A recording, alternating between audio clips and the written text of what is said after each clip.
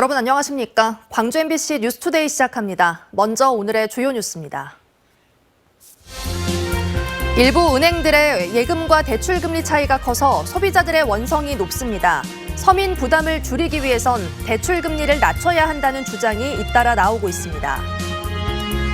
일부 5월 단체와 특전사 동지회가 강행한 화합 행사에서 결국 몸싸움까지 벌어졌습니다. 대다수 시민단체들이 이번 행사를 강하게 비판하는 등 지역 내 갈등이 더 번지는 모양새입니다. 최근 들어 고흥에선 지진이 잦아졌습니다. 그런데 고흥에 내진 설계가 된 곳은 없다시피 해 대책 마련이 필요하다는 목소리가 나옵니다. 전남도의회가 공무원 전입시험을 진행하는 과정에서 음주운전 이력을 봐주는 게 아니냐는 논란이 일고 있습니다. 은행들의 예금과 대출 금리 차가 과도해 소비자와 금융당국으로부터 원성과 질타를 받고 있습니다. 특히 광주은행은 다른 은행들에 비해서도 예대금리 차이가 유독 커서 지나치게 수익만을 챙기고 있다는 비판이 나오고 있습니다. 보도에 조현성 기자입니다.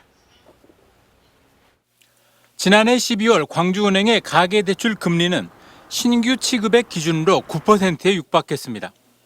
19개 국내 은행 가운데 전북은행에 이어 두 번째로 높았습니다. 예금이나 적금 등에 적용하는 저축성 수신금리는 3.97%에 머물렀습니다. 카카오뱅크, K뱅크 등 두 인터넷 은행을 제외하면 국내 은행 중 돈을 맡긴 고객에게 이자를 가장 인색하게 지급하는 셈입니다. 가계예금과 대출 금리 차이가 4.99%입니다. 1%대 안팎인 5대 시중은행과 4-5배 이상 차이가 났습니다. 광주은행은 중저신용자를 위한 중금리 대출 비중이 높아 상대적으로 금리가 높을 수밖에 없고 규모가 압도적으로 큰 시중은행과 단순 비교되는 것은 억울하다는 입장입니다. 시중은행처럼 취급하는 금액이 막 엄청나다 그러면은 당연히 문제가 많죠. 그러지는 않고요. 약간 그 착시가 많습니다. 하지만 광주은행의 가계 예대 금리 차는 부산과 대구은행 등 다른 지방은행들과 비교해서도 최소 2배 이상 높습니다. 과도한 이자 장사 아니냐는 비판에서 자유로울 수 없습니다.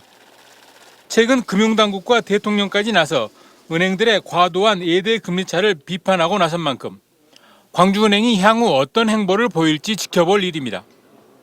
이에 앞서 진보당 광주시당도 지난해 말부터 광주은행이 금리 급등기 서민들의 이자 부담을 외면하고 있다며 대출금리 인하를 촉구하는 서명운동과 1인 시위 등을 계속해 오고 있습니다. MBC 뉴스 조현성입니다. 지난해 7월 이후 자동차 경유 가격이 가장 낮은 수준으로 떨어졌습니다. 한국석유공사 오피넷을 보면 지난 18일 기준 전남 지역의 경유 1리터 평균 가격은 1,610원으로 지난해 6월 말 2,162원을 기록한 뒤 가장 낮았고 휘발유 가격과의 격차도 크게 줄었습니다. 지역별로는 휘발유는 한평군이 1,556원, 경유는 나주시가 1,570원으로 가장 저렴했고 완도군은 휘발유와 경유 가격 모두 전남에서 가장 비쌌습니다. 또 한 주의 시작인 오늘 날은 맑겠습니다. 미세먼지 농도도 내내 좋음 수준을 유지하겠는데요. 찬 공기가 남하하면서 날은 춥겠습니다. 오늘 광주의 아침 기온 영하 0.9도로 어제보다 무려 6도가량 낮은 기온에서 시작했고요. 한낮 기온 8도 안팎으로 낮 기온은 어제와 비슷하겠습니다. 찬바람이 강하게 불면서 더 춥게 느껴지겠습니다. 해안 지역을 중심으로 순간 풍속 시속 70km에 달하는 매우 강한 바람이 불겠고요. 내륙 지역에서도 시속 55km의 강풍이 불겠습니다. 목포에서는 오늘 오후 들어 강풍주의보가 발효될 가능성도 있습니다. 날씨 정보였습니다. 어제 광주에선 일부 5.18 단체들이 특전사 동지회와 화합 행사를 갖고 국립 5.18 민주묘지도 함께 참배했습니다. 하지만 진정한 사과와 반성이 먼저라는 시민단체들의 반발 속에 몸싸움까지 벌어졌습니다. 보도에 김초롱 기자입니다. 5.18 일부 단체 회원들과 광주 지역 시민단체 회원들 사이에서 몸싸움이 벌어졌습니다. 고성 속에 손팻말까지 부러졌습니다.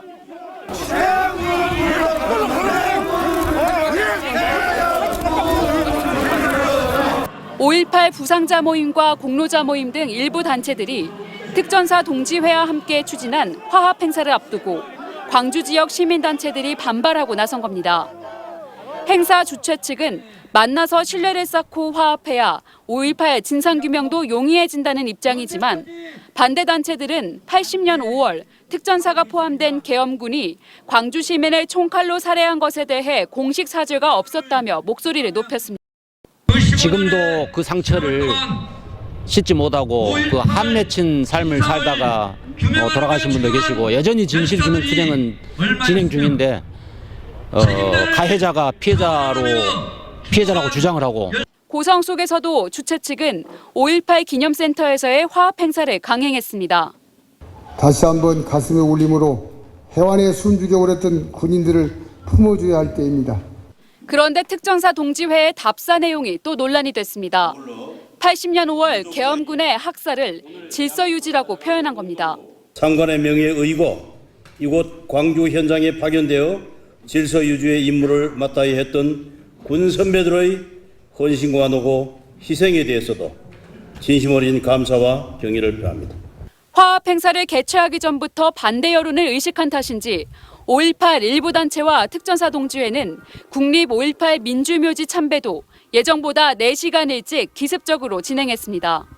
이날 오후 참석자 전원이 참여하기로 예정됐던 5.18 민주묘지 참배는 선언식 전 관련 기관의 간부급 등 소수만이 참여한 채 진행됐습니다. 주최 측인 5.18 부상자 모임과 공로자 모임을 제외한 광주 지역 대다수 단체의 반발 속에 화합 행사가 지역 사회의 갈등으로 번지고 있습니다. MBC 뉴스 김초롱입니다. 5.18 민주화운동 당시 11살의 나이에 계엄군의 총에 맞아 숨진 전재수 군의 가족들에게 국가가 정신적 피해 보상을 해줘야 한다는 판결이 나왔습니다. 광주지법 민사 14부 신본매 부장판사는 5.18 사망자와 행방불명자 가족 126명이 국가를 상대로 낸 손해배상 소송에서 정부가 각각 10만 원에서 1억 4천여만 원을 배상해야 한다고 판단하는 등 원고 일부 승소 판결을 내렸습니다. 이번 소송에는 만 11살에 친구들과 물놀이를 하러 집을 나섰다가 계엄군이 쏜 총탄에 맞아 숨진 전재수 군의 유족도 참여했습니다. 어제 고흥에서 규모 2.5의 지진이 발생했습니다. 지진에 의한 구체적인 피해는 발생하지 않았지만 주민들은 놀란 가슴을 쓸어내려야 했습니다. 김주희 기자가 보도합니다.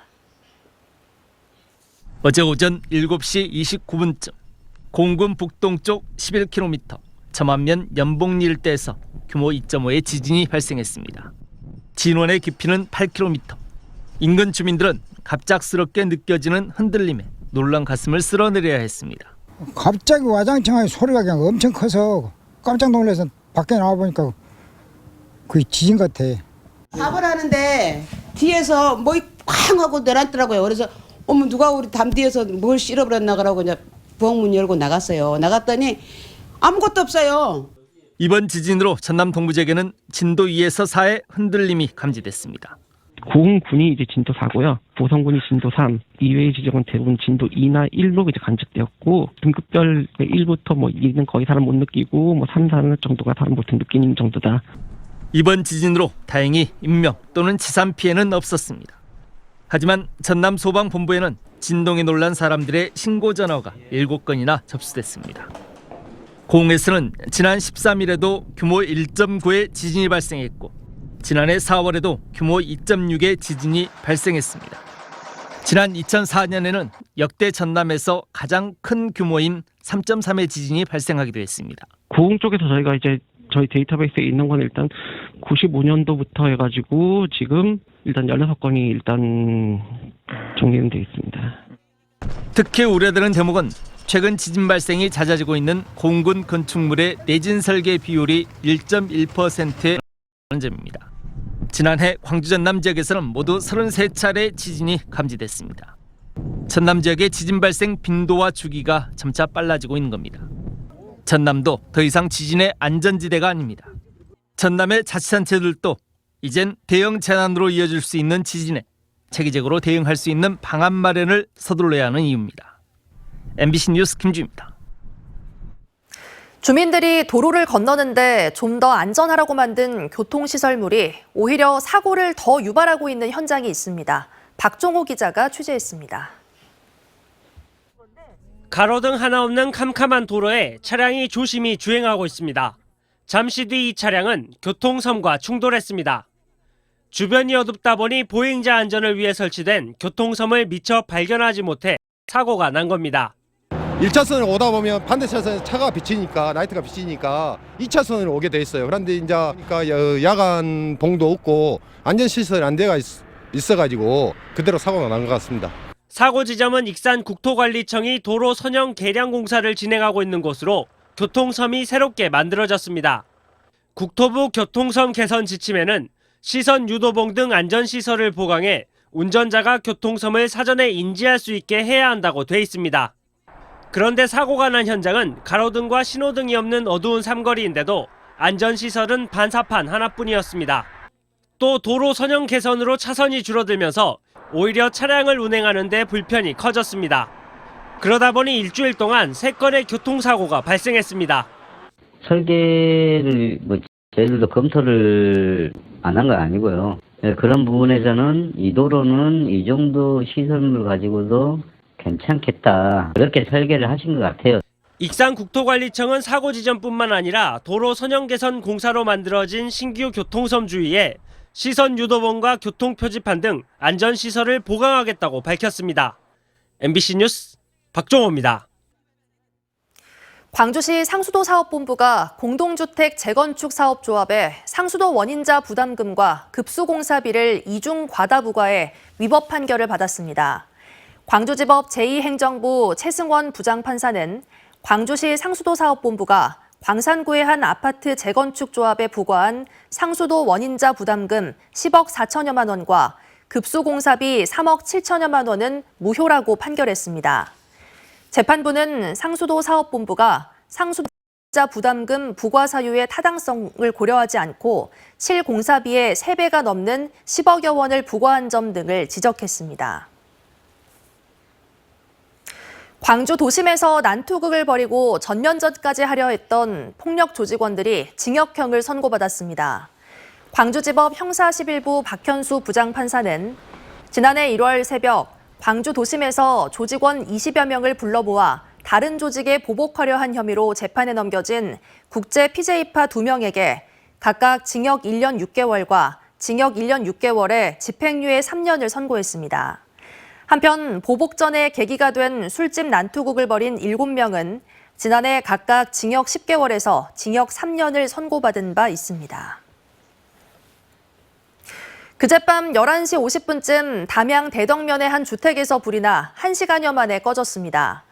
이 불로 집안에 있던 47살 여성이 숨졌고 55제곱미터 규모의 개인 주택이 모두 불에 탔습니다. 경찰과 소방당국은 해당 여성이 평소 거동이 불편했다는 가족의 진술 등을 토대로 정확한 경위를 조사하고 있습니다.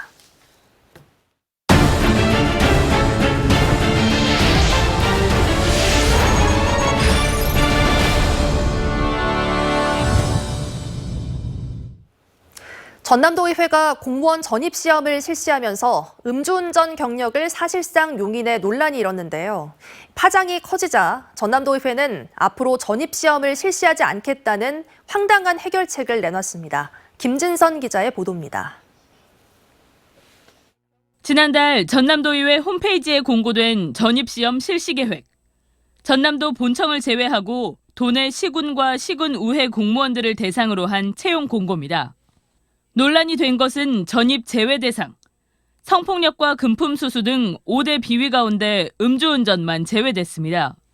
지난해 전라남도 본청의 전입 제외 대상에 음주운전이 포함되어 있는 것과 대조적입니다.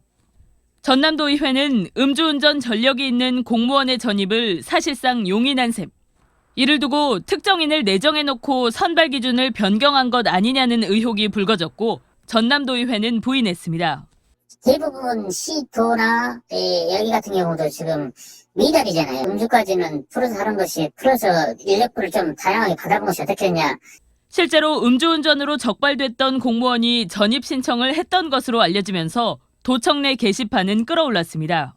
의회 인사 실무 라인에 대한 조사가 필요하다거나 음주운전에 대한 인식 수준이 낮다는 지적이 잇따르고 있습니다. 하지만 전남도의회는 폭넓게 채용하려던 것이 괜한 오해를 샀다며 추후 전입시험 대신 신규 채용만 하겠다는 엉뚱한 계획을 내놨습니다. 인사권 독립 이후 단행된 자체 인사에서도 갖가지 뒷말이 나오고 있는 전남도 의회. 권한만 강화되고 정작 스스로는 감시받지 않는 허술한 제도 속에 무소불위라는 우려를 키우고 있습니다. MBC 뉴스 김진선입니다. 해양수산부가 건설하는 국립해양수산박물관 건립 사업을 앞두고 기본 계획을 마련하기 위한 세미나가 건립 대상지인 완도에서 열렸습니다. 전라남도와 완도군은 박물관 착공을 위한 예비타당성 조사 등 필수 관문을 통과해야 하는 올해를 최대 고비로 보고 있습니다. 보도에 신광하 기자입니다. 전남 7개 시군의 치열한 유치 경쟁 끝에 완도군이 최종 후보지로 선정된 국립해양수산박물관 건립사업. 장보고 대사의 청해진이 있던 장도를 마주보는 곳에 사업비 1,245억 원을 들여 4만 2천 제곱미터 규모의 박물관을 짓는 사업입니다. 지난해 10월 완도군이 건립 대상지가 된 이후 현재 해양수산부의 기본계획 수립 연구 용역이 진행되고 있습니다. 수산이라고 하는 콘텐츠의 박물관은 최초의 사례입니다. 수산을 통해서 우리가 현재와 미래를 보여줄 수 있는 그런 공간으로 저희들이 기획을 하고 있습니다. 내년부터 박물관 건립 공사가 추진되려면 설립 타당성 평가와 예비 타당성 평가 등 3단계 관문을 통과해야 합니다. 관문 통과의 전략 마련을 위한 전문가 세미나가 완도군에서 열렸습니다. 박물관 관련 전문가와 군민 등 250명이 참석한 가운데 열린 세미나에서는 장보고 대사의 역사성 재조명을 통한 박물관 운영 전략 등이 발표됐습니다. 전남도는 국립해양수산박물관이 서남해안을 대표하는 랜드마크가 될 수 있도록 최선을 다하겠다고 밝혔습니다. 대한민국 수산이 나아가야 할 방향까지도 제시하는, 그리고 향토 자연사 박물관 역할까지도 할 수 있는 해양 관광의 메카가 될 수 있는. 완도군은 광주 완도간 고속도로 조기 건설을 통해 지리적 한계를 극복할 수 있다며 예비 타당성 조사 통과를 위해 최선을 다하겠다고 강조했습니다. 광주 완도 간의 시간 1시간 이내로 될 것 같고, 특히나 우리 완도의 접근성 개선을 위해서 부산에서 완도까지 해안 관광도로가 지금 향후 1년은 국립해양수산박물관 건립을 위한 최대 고비가 될 전망입니다. 예비 타당성 조사 결과가 발표되는 내년 3월을 순조롭게 지나면 박물관은 오는 2028년 개관할 예정입니다. MBC 뉴스 신광하입니다. 광주 나주 광역철도 건설 사업을 위해 광주시와 전라남도, 나주시가 회의를 열고 대응 방안을 논의했습니다. 자치단체들은 실무협의에서 예비타당성 조사 대상 사업 선정에 힘을 모으기로 하고 최종적으로 대상에 선정되기 위한 역할을 논의해 실천해 나가기로 했습니다. 광주 상무역과 서부 농수산물센터, 혁신도시와 나주역을 연결하는 길이 26km의 광역철도 사업이 완공되면 통행 시간이 1시간 20분에서 30분으로 줄면서 혁신도시의 정주 여건이 크게 좋아질 것으로 예상됩니다. 전남이 전국의 운동선수단의 겨울철 보금자리가 되고 있습니다. 코로나 상황이 엔데믹으로 전환되면서 시군마다 각종 인센티브를 내걸고 단골팀 확보에 주력하고 있습니다. 신광하 기자가 보도합니다. 프로야구 최고령 선수로 활약했던 최영필 감독이 이끄는 대학야구팀이 완도에서 몸을 만들고 있습니다. 개인 훈련과 전술훈련, 스토브리그로 불리는 전지훈련팀 대항전 등으로 구슬땀을 흘리고 있습니다. 완도하고 좀 인연이 그 전에 좀 있었거든요. 그래서 완도군에서 지원도 잘해주시고 여기 날씨나 운동장 환경들이 나쁘지 않아서. 지난해 12월 이후 전남을 찾은 전국의 선수단은 1,150개 팀 30만 4천 명. 1년 전보다 70%가량 증가해 코로나19 이전과 비슷한 규모를 회복했습니다. 광주와 전남 북부 지역을 제외하면 전남 대부분 지역이 전지훈련지인 셈입니다. 전지훈련팀들이 가장 주목하는 부분은 날씨, 다음은 음식과 숙박시설 등입니다. 시간이나 스케줄이나 이런 게 맞추기도 좋고 이런 환경 요건도 너무 운동하기 좋아갖고 저희가 이렇게 매년 이쪽으로 오고 있어요. 매년 찾는 선수단이 늘면서 지자체도 다양한 혜택을 제공하며 이른바 단골 확보에 나섰습니다. 종목별로 특수성에 맞게 훈련 장비라든가 기타 여러 가지 그 요건들을 충족하기 위해서 저희가 지금 세팅이 다 끝난 상태고요. 관광 비수기인 겨울철 전지훈련팀들이 방문하면서 지역 경제도 활기를 띠고 있습니다. MBC 뉴스 신광하입니다. 검찰이 TV조선 재승인 심사위원장인 광주대학교 윤모 교수를 구속한 것과 관련해 민주당 광주시당이 윤석열 정부는 방송장악을 중단하라고 요구했습니다. 시당은 성명에서 윤석열 정부가 방송통신위원회를 향한 이례적인 감사와 수사, 감찰은 방송장악을 위한 수순으로밖에 보이지 않는다며 시대착오적인 방송장악 시도를 당장 중단하고 억울하게 구속된 윤모 교수와 인사들을 석방하라고 요구했습니다. 심정지 환자 가운데 시민의 심폐소생술을 받았던 사람은 절반에도 못 미치는 것으로 나타났습니다. 광주시 소방안전본부의 119 구급활동 통계에 따르면 광주 지역에서 발생한 심정지 환자 1,888명 가운데 시민의 심폐소생술을 받았던 경우는 667명으로 35.3%에 그쳤습니다. 소방안전본부는 심폐소생술을 효과적으로 알리기 위해 교육 영상을 만들어 대형 전광판에 송출하고 방문 소방안전교육을 실시할 계획입니다. 광주시가 장년층들의 생애 재설계를 지원하기 위해 50플러스 종합채움 정책을 마련했습니다. 광주시는 고금리, 고물가 시대에 경제적으로 어려움을 겪는 장년 세대의 부담을 덜어주기 위해 사업비 32억 원을 들여 일자리를 늘리고 전담기관 지원 체계를 확대하는 등 34개 사업을 펼칠 계획입니다. 또 중장년들을 위한 찾아가는 디지털 정보화 교육과 100세 시대 트렌드 특강 등 생애 전환 교육을 추진하겠다고 밝혔습니다. 한 주의 시작인 오늘 날은 맑겠습니다. 종일 깨끗한 하늘이 드러나겠고요. 미세먼지 농도도 내내 좋음 수준을 유지하겠습니다. 다만 찬 공기가 남하하면서 날은 더 추워지겠습니다. 광주의 아침 기온 영하 0.9도로 어제보다 무려 6도가량 내림세를 보였고요. 한낮 기온 8도에 그치면서 낮 기온은 어제와 비슷하겠습니다. 찬바람이 강하게 불면서 더 춥게 느껴지겠습니다. 해안 지역을 중심으로 순간 풍속 시속 70km에 달하는 매우 강한 바람이 불겠고요. 내륙에서도 시속 55km에 달하는 강풍이 불겠습니다. 목포에서는 오늘 오후 들어 강풍주의보도 발효되겠습니다. 오늘은 따뜻한 옷차림 하시는 게 좋겠습니다.